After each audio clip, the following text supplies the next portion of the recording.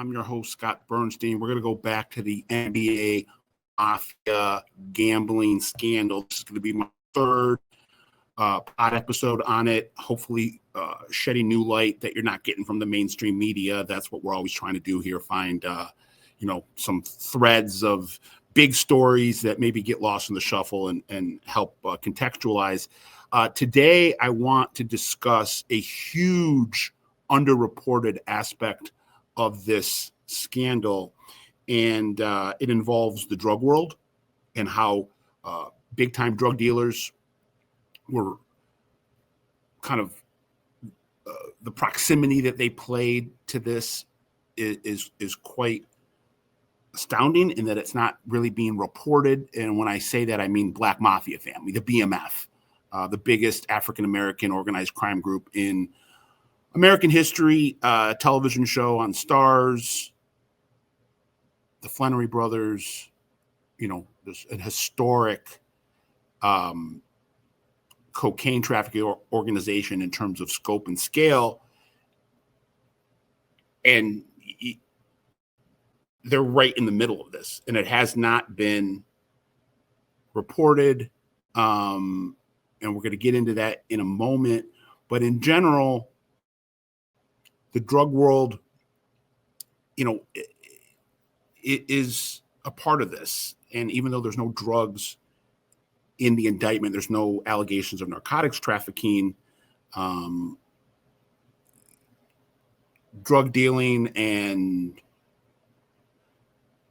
drug culture are kind of 360. They're all around this, and it starts with the main character in our story, Shane Hannon, Sugar Shane, and Sugar Shane has a history of narcotics trafficking, and we're going to get into that in a moment. And we're going to thread the needle between LCN to BMF to NBA. So let's start with Sugar Shane, and this part of his story, in terms of his drug dealing past, plays into, at least tangentially, into the highest levels of the Pittsburgh Mafia, the old time Pittsburgh Mafia, when it was a functioning organization. It plays into his history of fixing poker games, and we're going to get into that. It plays into his cooperation in that drug case back from 2009. And I'm going to show you how Shane Hannon is linked to Black Mafia Family, and how Black Mafia Family is linked to some of the NBA players and coaches that are named in this, specifically Chanty Billups. So Sugar Shane, I don't want to go back down this road because we talked about it a lot, but I want to just give a little bit of clarity. Grew up around the Pittsburgh Mob. The Pittsburgh Mob really hasn't been a fully functioning organization in 20 years.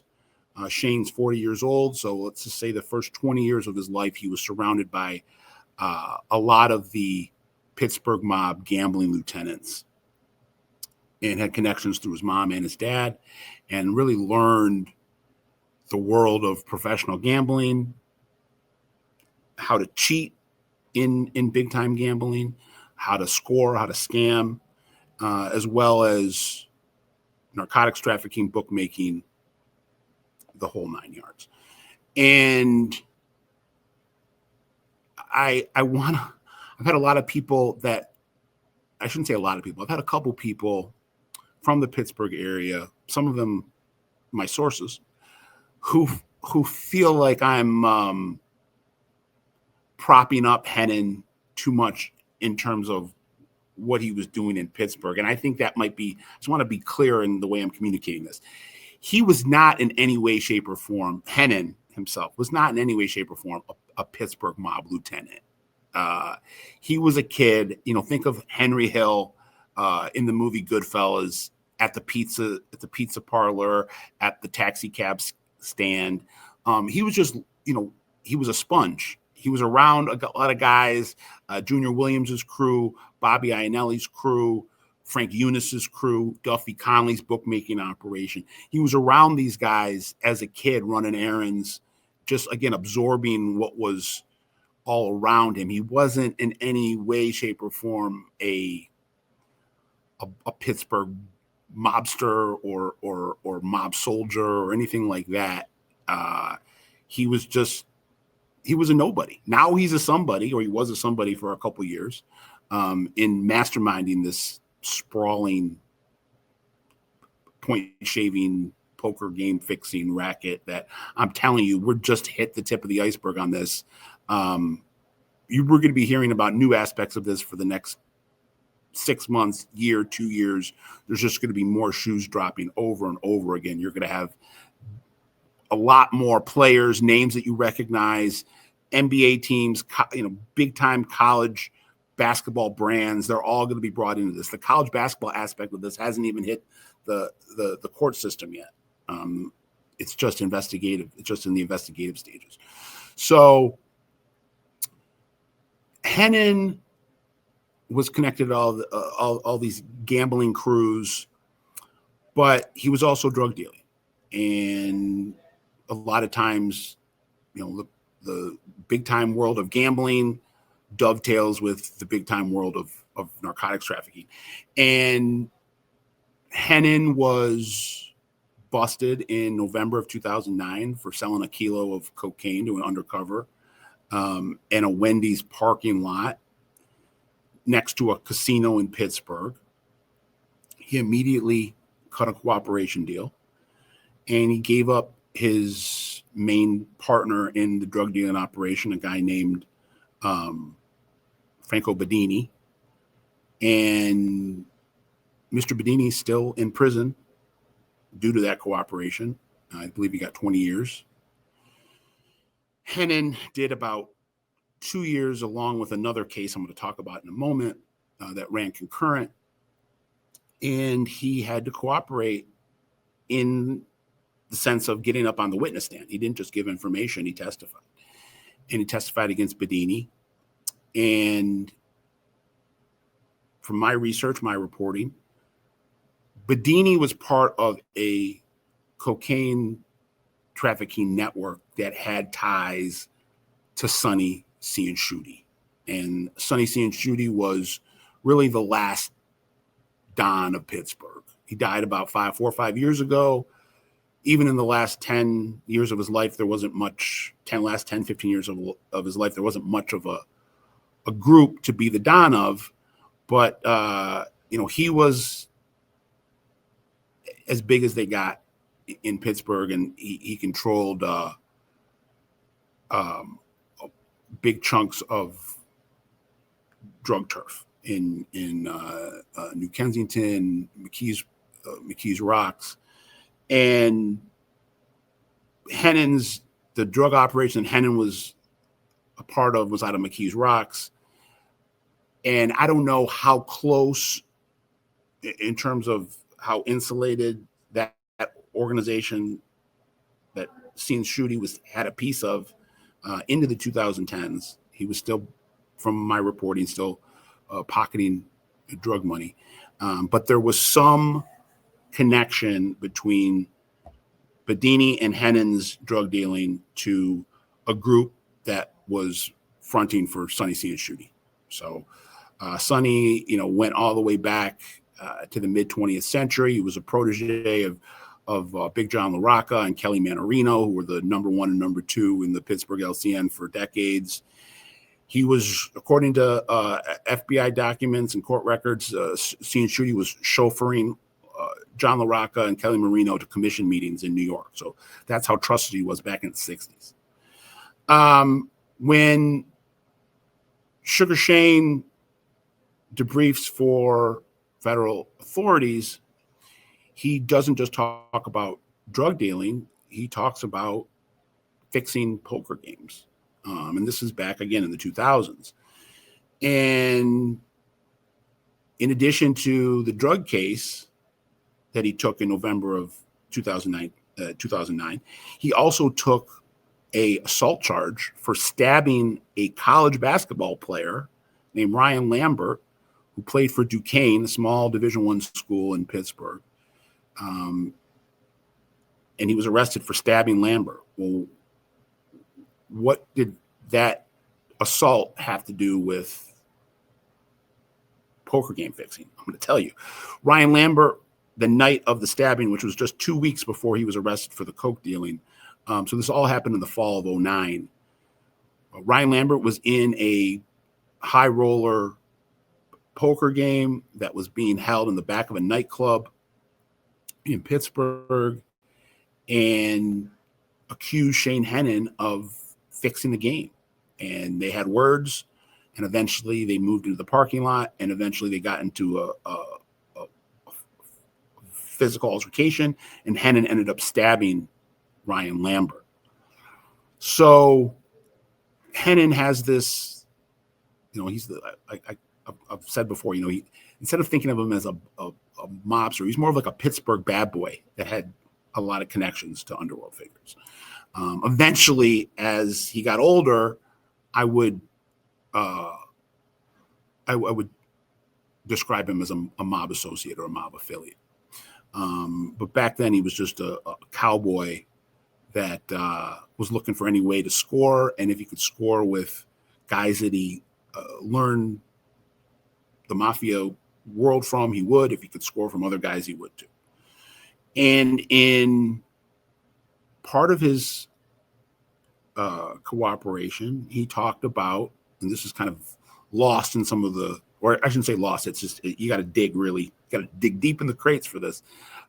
He talked about going up to Detroit, my neck of the woods, in the 2000s with his fixed poker game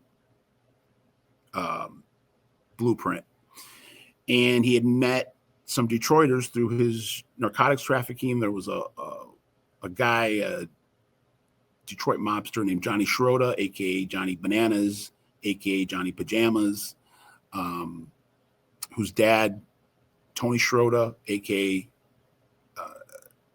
The Cuban, even though he wasn't Cuban, they called him the Cuban. Tony Schroeder was a bookie for Jack Tocco, the godfather of Detroit. Johnny Schroeder was caught up in the Operation Game Tax case that took down Jack Tocco. Johnny Schroeder right now is in prison for cocaine dealing.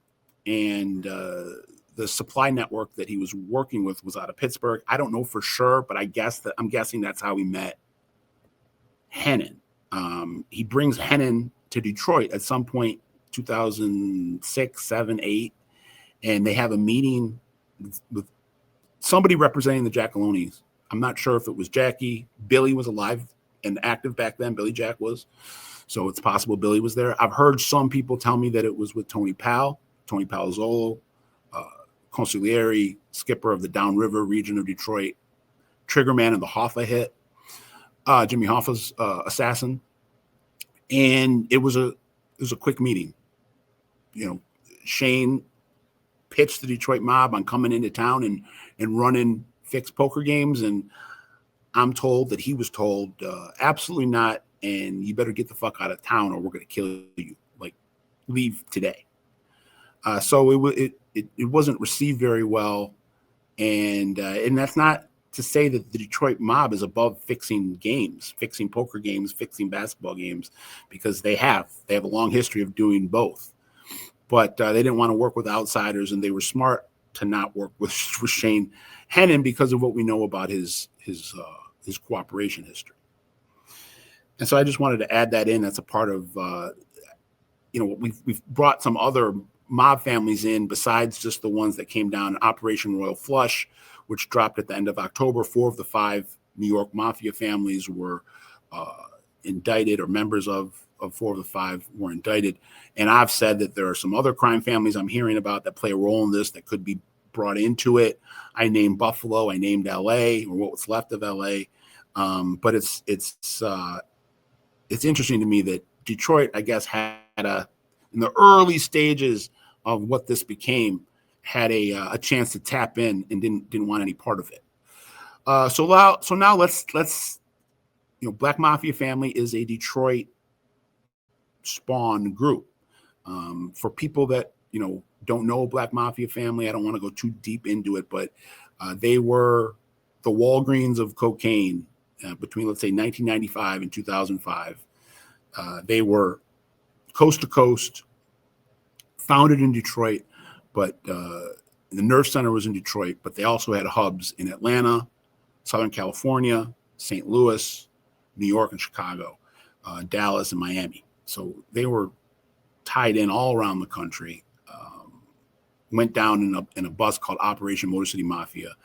The Flannery brothers were the founders and bosses.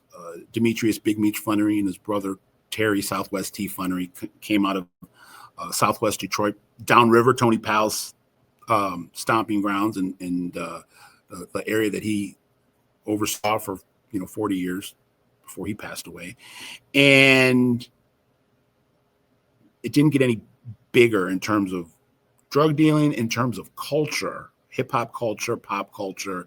And as big as it was, I think there are a lot of people that follow the Italian mafia aspects of my reporting that probably don't know much about BMF, probably didn't watch the television show. But these guys were, in terms of, making an analogy, these guys were,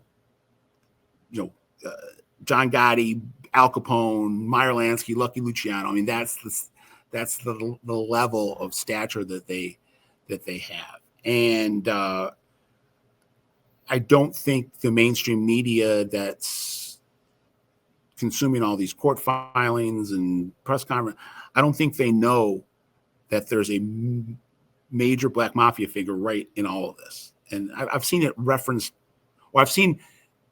anyway, his name is Spooky Ernest, Eric Ernest, a.k.a. Spooky, a.k.a. Spook.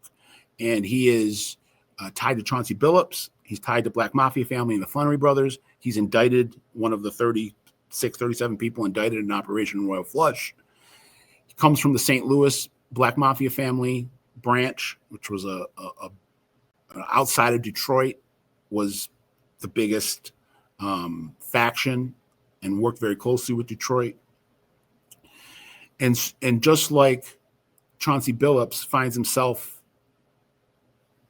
allegedly in both phases of this conspiracy. The first phase being the fixed poker games to get NBA players, other athletes indebted, to then leverage them to fix the debt by manipulating point spreads, prop bets, and whatnot in NBA and college basketball games. So Chauncey's alleged to have been drawing people into these fixed card games, knowing that they were fixed, and then helping facilitate the point shaving as a broadcaster at one point, as a kind of an insider, and then as the head coach of the Portland Trailblazers. Spooky Ernest is one of Chauncey Billups' best friends. And Spooky Ernest is tied to Shane Hannon through one of Shane Hannon's best friends, a guy named Marvis Fairley, a.k.a. Vez. And Fairley's not indicted in this case right now. He's still considered a suspect, but he's not been indicted. But let's now kind of break down how Black Mafia Family found their way into this conspiracy, alleged conspiracy. So Chauncey Billups was, the all-star point guard of the Detroit Pistons, going to work Pistons, the 2004 world champions. Him and Ben Wallace and Rip Hamilton were really the faces of that team, the leaders of that team. Had a big presence around town in terms of Detroit. At that same time, in the early 2000s, Black Mafia Family was at its apex, at its height of fame, and the Flannery boys and all of their lieutenants were Piston fans and would go to Piston games. I'm told that's where Chauncey Billups met a lot of these guys while they were still clocking and rolling in the BMF drug conspiracy, which at the end of the day, in the fall of 2005, 20 years ago, when Operation Motor City Mafia dropped, there was 200 co-defendants. They seized almost $300 million from bank accounts. It was the biggest domestic drug dealing organization that the DEA had ever busted. I'm not counting cartels. the guys that were being supplied by Pablo or El Chapo that were operating in the United States. But this was, fully grown and operated out of the U.S. It didn't get any bigger. And Spooky Ernest popped up on the DEA and the FBI's radar back at that time, while they were up on wires. And Spook Ernest this is back in 03, 04, 05, was very boastful on some of these wiretaps about his ties into the Detroit Pistons, other professional athletes, pro sports teams, NBA, NFL, MLB. So they kept an eye on him, and eventually he goes down. He's connected into, like I said, the St. Louis crew. I don't want to get too, far down this rabbit hole, but specifically he's tied into the Gatling brothers, who were the leaders of the St. Louis faction, Duran Wani Gatling and his brother, Deani Cuffy Gatling. Wani is passed away. He died of an asthma attack in prison. Cuffy is locked up right now and has been making a lot of noise the last couple of years, pointing fingers at Big Meech Flannery for alleged working with the government to take down Cuffy and the St. Louis crew after the Motor City Mafia bust. So Cuffy was in prison for most of the time that Operation Motor City Mafia was up and active. So when the BMF was riding high, Cuffy wasn't around. He was in prison. His brother Wani was minding the store. Once Motor City Mafia bust comes down, Cuffy isn't named in it because he wasn't free. He's coming home right when all those guys are going away. So he grabs the baton and leads what's left of Black Mafia Family on the street from 05 to around 2013-14. And he claims that, his bust was partially sourced to Demetrius behind prison. It's a whole ball of wax that I don't want to get into, but his name has been out there in this last couple of years, and Cuffy and Spook Ernest are very close. Cuffy, just to be clear, he's in on a murder case right now that had nothing to do with Big Meech's alleged cooperation or not. And while they were operating in St. Louis as the BMF crew, this Spook Ernest, Chanty Billups, his close friend, was directly under the Gatlings, directly under Cuffy, and one of Cuffy's nephews, Sammy Jefferson, who they call Bebe Jefferson. So Spook Ernest goes to prison for 12 years, comes out in 2019. Who's picking him up at the airport, coming out of prison? Chanty Billups. Within a week or two of Spook Ernest getting out of prison on his BMF charges, according to the court documents in this Royal Flush case, Chauncey is including Spook Ernest as a conspirator in the fixed car games, not as somebody that's getting duped. The duper, not the dupee. So he's, immediately getting his boy Spook Ernest a way to make money, allegedly, bringing him into fixed car games. Now let's go back. I know there's a lot of moving pieces here, and I'm sorry I'm throwing out a lot of names at you. I have trouble keeping them straight, so I can imagine you guys do, but this is so layered and nuanced to a degree. Okay, so Shane Hannon. How does Shane Hannon tie into BMF? How does Shane Hannon meet any of these NBA guys? So Hannon, when he's a drug dealer back in the 2000s, is laundering his money, some of his money at least, through summer basketball, youth basketball, AAU basketball.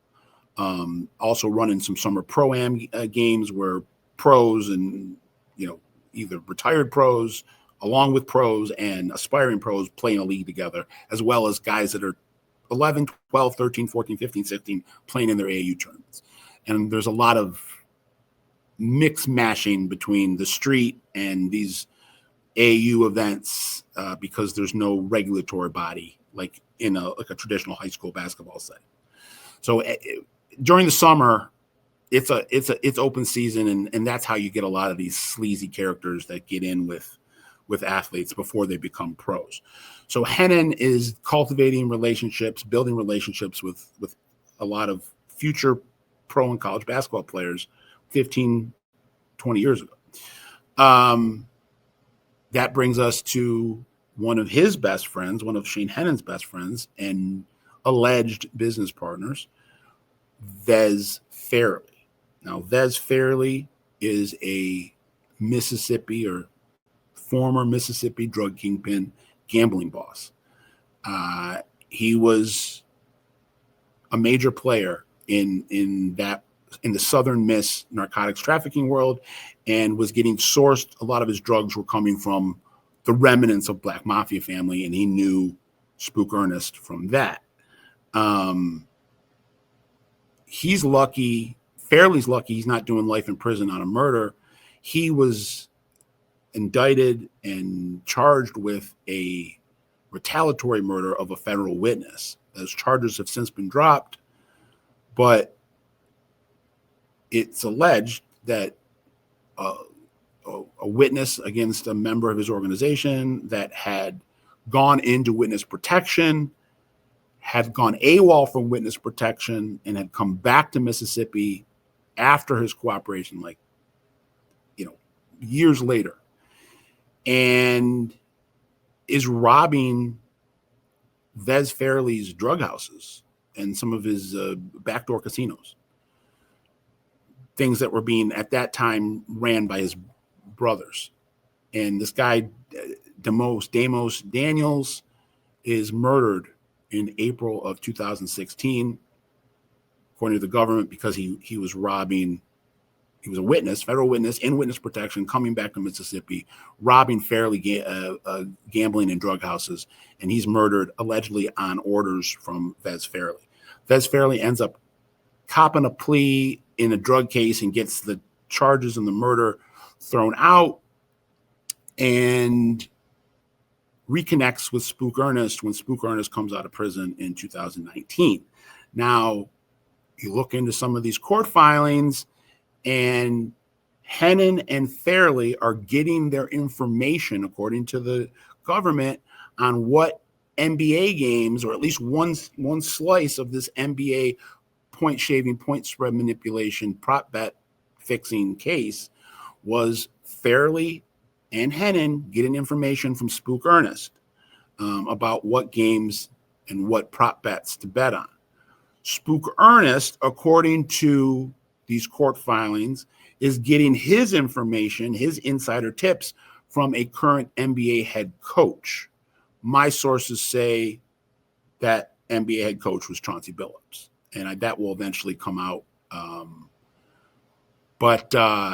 So it's a tangled web, man, and that's what really ties in Hannon and LCN to Black Mafia Family and the NBA.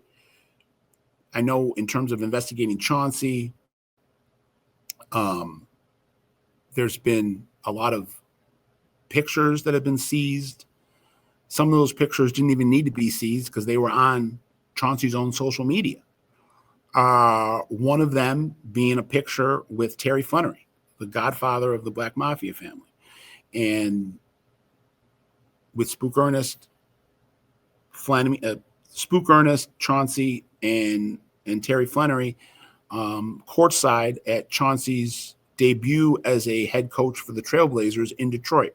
So it was a week or two after the season started in 2021, and Chauncey is coming back to Detroit as head coach of the Portland Trailblazers at Little Caesars Arena, and either before or after the game snaps a photo with Southwest T, Terry Flannery, puts it on his own social media, and kind of in the the text that he puts with the photo is like gushing how much he loves Terry Flannery. You're my brother. Thank you so much for coming and sharing my special night. We're family.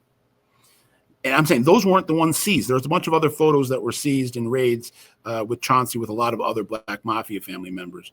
But this one was on Chauncey's socials. He posted it himself.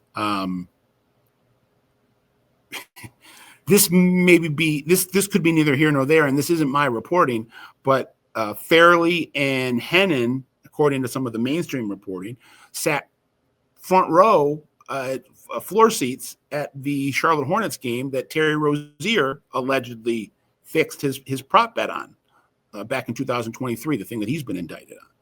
So Fairley was one of Hannon's big entry points into the world of major narcotics trafficking out of Pittsburgh, mainly tying him into Black Mafia Family, and then helping him. I'm told that Fairley was investing with Hannon in some of these AAU basketball tournaments and whatnot, helping with.